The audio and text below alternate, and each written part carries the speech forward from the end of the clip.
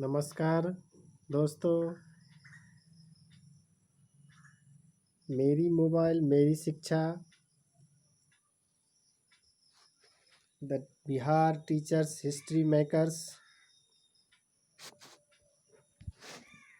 में आपका पुनः स्वागत है।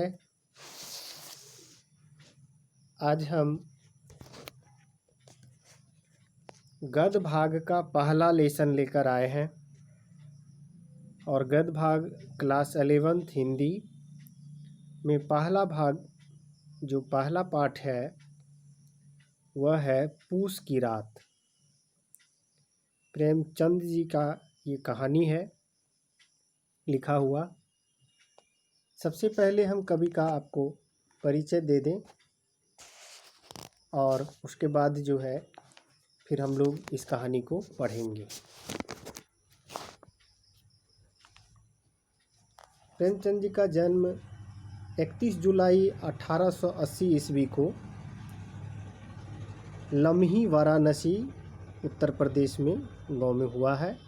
उनका ऐसे मूल नाम धनपत राय, ऐसे उनके चाचा नवाब राय कहकर भी पुकारते थे।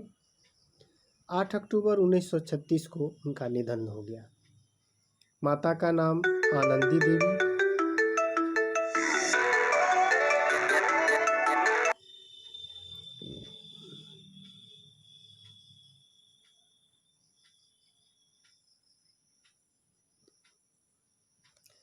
माता का नाम आनंदी देवी, पिता का नाम अजायब राय।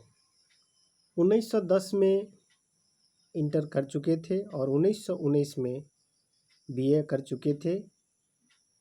जालियांवाला हत्याकांड के बाद असहयोग आंदोलन छिड़ने से के दौरान उन्होंने नौकरी छोड़ दी।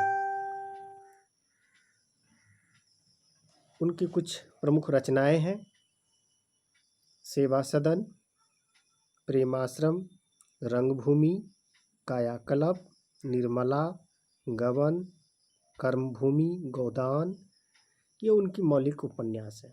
लगभग 300 कहानी है।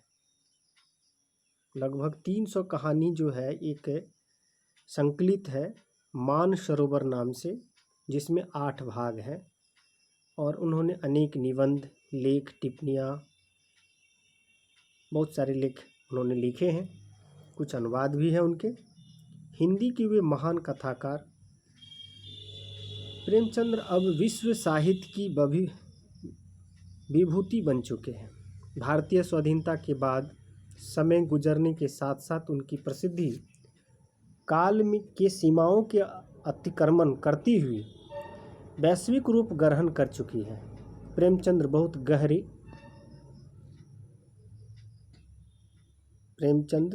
बहुत गहरे विशिष्ट रूप से भारतीय नवजागरण एवं राष्ट्रीय आंदोलन की उपज और अभिव्यक्ति थी। राजनीतिक स्वाधीनता की प्रणितियाँ शेष है और नवजागरण की समग्र चेतना का प्रसार अभी बाकी है। राजनीति के साथ साथ समाज, संस्कृति, राष्ट्रीयता, मानववाद के पैमाने पर अनेक तरह की रचनात्मक परिवर्तन प्रकट और प्रच्छन्न रूप में अभी जारी है और जब तक यह प्रक्रिया चल रही है, प्रेमचंद्र उनके साहित्य हमारे लोकतंत्र के भविष्य के साथ भी प्रासंगिक, अर्थपूर्ण रीति से जुड़े हुए हैं। हमारा लोकतंत्र अपनी सफलता और सिद्धि के लिए उनके साहित्य को अपनी प्रेरणा, कसौटी और पैमाने के रूप में ग्रहण कर सकता है। बदले हुए समय की चेतना के साथ उनके साहित्य लोकतंत्र के लिए भी एक अनिवार्य पाठ है। प्रेमचंद ने हिंदी कथा साहित्य को मनोरंजन के स्तर से उठाकर जीवन के सार्थक रूप को जोड़ने का काम किया था। इस युग के जीवन समाज की समस्या, पराधीनता, जमींदार, महाजनों, सरकारी अमलों द्वारा किसानों के शोषण, निर्धनता, अशिक्षा, अंधविश्वास, दहेज की कुप्रथा, स्त्री की पराधीनता, वृद्ध विवाह, बाल विवाह, विधवा समस्या, सांप्रदायिक बेमनस, जाति भेद, अस्पृश्यता, अनगिनत मध्यवर्गीय कुंठाएं, इन सारी प्रस्तुतियों और समस्याओं ने उन्हें कथा रचना के लिए प्रेरित किया है। मैं उनके बारे में स्पष्ट बता दूं कि मुझे जो डॉक्टर्स की उपाधि मिली है,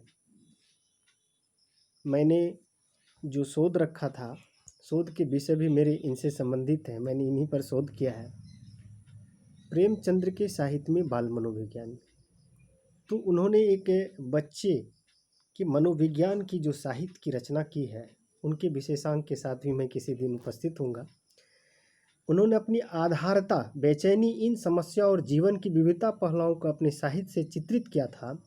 ये समस्याएं विविध रूपों में आज भी हमारे साथ है, इसलिए प्रेमचंद्र आज भी उतने ही प्रशंसनीय हैं। प्रेमचंद्र के साहित्य हमारी जातीय और सामाजिक जीवन का दर्पण है। वह हमारे संक्रमणशील समाज के अंतः संघर्ष तथा उसके जीविका के लिए साक्ष्य भी है। प्रेमचंद्र मुख्य रूप से